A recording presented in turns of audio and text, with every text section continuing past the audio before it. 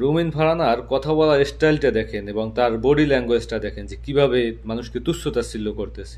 আপনাদের নিবন্ধনটা কি হচ্ছে কোর্টে থেকে? এই তো রায়ের জন্য আছে আর রায়ের জন্য আছে, আচ্ছা আচ্ছা, 9 মাস হয়ে গেছে। যাই হোক, জামাতের নিবন্ধন নাই, জামাতের মার্কাও নাই, এটা দিয়ে তারা আইনি লড়াই চলতেছে।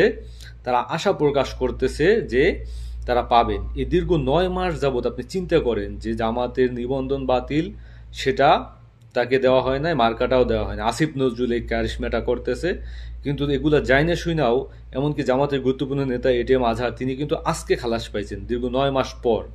আপনি কল্পনা করেন এই এক একটা দাবির জন্য কি চাইলে জামাত আন্দোলন করতে পারতো না? আন্দোলন করে আপনার ঢাকা শহর অচল করে দিতে পারতো, জামাতের সেই সক্ষমতা আছে। কিন্তু জামাত দেশের স্বার্থে, রাষ্ট্রের স্বার্থে, এরা যে দেশপ্রেমিক একটা রাজনৈতিক দল এটা তারা প্রমাণ করছে। 1971 সালে কি হয়েছে না হয়েছে এই বয়ান এখন দিয়ে কোনো লাভ নাই। কারণ 1971 সালে যারা রাজাকারা ছিল না কি ছিল, তখন তাদেরকে আপনারা বিচার করছেন, তাদেরকে কাঠগড়ায় দাঁড় করাইছেন, তাদেরকে শাস্তি দিয়েছেন, তাদেরকে নিয়ে নির্বাচনে অংশগ্রহণ করছেন, একসাথে আন্দোলন করছেন।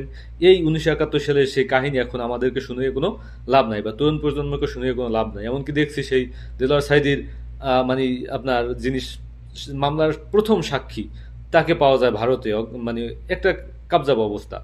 তো এই যে দেখেন, মানে এই 24-এর গণ অভ্যুত্থানের পরও জামাতের কাছে নিবন্ধন নাই, জামাতের কাছে মার্কা নাই। তারা একটা আন্দোলন করে নাই যে আমরা আন্দোলন কেন করব, এটা আমাদের নৈতিক অধিকার, এটা আমরা মনে করি এটা আমাদের পাওয়ার অধিকার আছে। আমাদের নিবন্ধনও ফেরত পাবো, আমরা আমাদের মার্কাও ফেরত পাবো। যদিও তার আসিফ নজরুল একজন তারপরও কিন্তু তার বিরুদ্ধে সরাসরি ওইভাবে কোনো কথা তারা বলতেছে না। তারা কিন্তু জানে যে আসিফ নজরুল এই খেলাটা খেলতেছে, এবং তারা আন্দোলন করলে আমার মনে হয় তারা খুব সহজেই এই আন্দোলন করলে এই নিবন্ধনও পাইতো, তাদের মার্কাও পাইতো। তো সেই জায়গায় জামাত প্রমাণ করছে যে তারা একটা দেশপ্রেমিক রাজনৈতিক দল। তারা জনমানুষের ভোগান্তিতে দিয়া তারপর তাদের যে নির্বাচনী উদ্দেশ্য হাসিল বা তাদের যে নিবন্ধন, তাদের যে মার্কা তারা আদায় করে নেবে সরকারের কাছ থেকে, এরকমের কোনো কর্মসূচিও তারা কিন্তু দেয় নাই। একবার জামাতে আমি এটিএম আজহারকে কেন্দ্র করে বলছেন যে তাকে যদি মুক্তি না দেওয়া হয় তাহলে আমরা কিন্তু আমাকেও গ্রেপ্তার করেন, আমরা গ্রেপ্তার হব, এরকমের হুমকি কিন্তু দিয়েছেন। কিন্তু তারপরও দেখলাম আমরা যে কোনো একটা দাবির জন্য জামাত রাস্তায় নামে না। আপনি কল্পনা করেন যে জায়গায় বিএনপির একটা ইশতিয়াক সাহেব তার মেয়র পদ ফিরে পাওয়ার জন্য 7 দিন যাবৎ মানুষজন আইনে তারপর জায়গা দখল করে রাখছে, রাস্তাঘাটে দখল করে তারপর মানুষের ভোগান্তিতে ফেলাইছে। মানে তারও ভিতরেও একটা কমন সেন্স কি কাজ করে নাই যে আমি তো এই জায়গায় নির্বাচন করব, এটা তো আমার অধিকার, এটা তো আমার এলাকা, আমার সিটি কর্পোরেশন, আমি শুধুমাত্র চেয়ারে বসার জন্য আপনি ন্যায় ধরে নিলাম আপনি ন্যায্যভাবেই সেই চেয়ারের অধিকারী। কিন্তু আপনি রাস্তাঘাট দখল করে যে আন্দোলনটা করলেন, মানুষজন আইনা সিঙ্গারা খাওয়াইয়া, সামোসা খাওয়াইয়া, তারপরে বিরিয়ানি খাওয়াইয়া, বা যে শহরের মানুষকে ভোগান্তি দিয়া, এর নির্বাচনী ফলাফল মানে এর যে একটা ইফেক্ট, সেই ইফেক্টটা কিন্তু আপনার ইশতিয়াক সাহেব নিজে একাই ভোগ করবেন। আপনার সিটি কর্পোরেশন নির্বাচনে আপনাকে ভোট চাইতে হইলে কিন্তু এই জনগণের কাছে ফেরত যাইতে হবে, সেটা আপনি উপলব্ধি করতে পারেন নাই। এবং টিভি টকশোতে আইসা যেভাবে বিএনপির নেতাকর্মীরা যেভাবে এনসিপি এবং জামাতকে যেভাবে তুচ্ছ তাচ্ছিল্য করে, জাস্ট অকল্পনীয়ভাবে করে। সেদিন দেখলাম বাবুল সাহেব, বিএনপি নেতা বাবুল সাহেব, আপনার চেনেন তাকে, সরোয়ার তুষারের সাথে একটা টকশোতে এমনভাবে উদ্যতপূর্ণ আচরণ করেন যেমন এখনই পারলে সরোয়ার তুষারকে তিনি মারেন আর কি। এমনভাবে পর্যায়ে তিনি চটে গেলেন। সেই আওয়ামী লীগের আমলে আওয়ামী লীগের নেতাকর্মীরা যেভাবে ক্যারেক্টার করতো, টিভি টকশোতে আইসা কোনো তর্কে বা যুক্তিতে জিততে না পারলে মানে উল্টা ঠেলতো, সেভাবে এখন বিএনপির নেতাকর্মীরা ঠেলতেছে। এই হলো তাদের অবস্থা।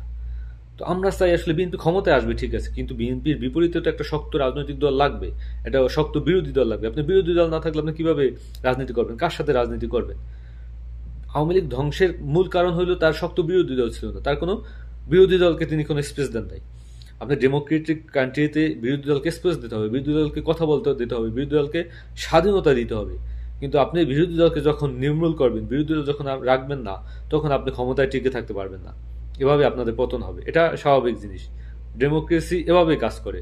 তো সেই জায়গায় বিএনপিকে যদি আপনি বাঁচিয়ে রাখতে চান, বিএনপির অক্সিজেন হিসাবে বিএনপির বিরোধী দল রাখতে হবে। বিরোধী দল হবে বিএনপির অক্সিজেন। সেই জায়গাটায় আমরা চাই বিএনপি ক্ষমতায় আসুক, বিএনপির কিন্তু 300 আসন নিয়ে ক্ষমতায় না আসুক।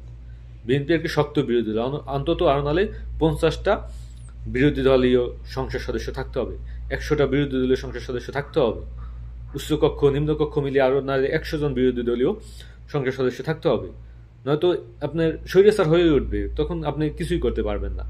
কিছুই করা থাকবে না। তখন আবার এই একটা রক্তক্ষয়ী যুদ্ধের মাধ্যমে তারপর বিএনপির পতন হোক, এটা আমরা চাই না। বিএনপি একটি গণতান্ত্রিক জাতীয়তাবাদী রাজনৈতিক দল, টিকে থাকুক। তার পাশাপাশি এনসিপি টিকে থাকুক, জামাত টিকে থাকুক। যদি আপনার মানে একটা পর্যায়ে তো আসুক, একটা সুন্দর একটা ডেমোক্রেটিক কান্ট্রি প্রতিষ্ঠিত হোক, এটাই আমরা চাই। কোনো বারবার রক্তক্ষয়ী যুদ্ধের মাধ্যমে গণ অভ্যুত্থান ঘটিয়ে তারপর স্বৈরাচারদের পতন করতে হবে, এই ইতিহাস থেকে আমরা বেরিয়ে আসতে চাই এবং এই ইতিহাসের কবর রচনা হোক। আসসালামু আলাইকুম।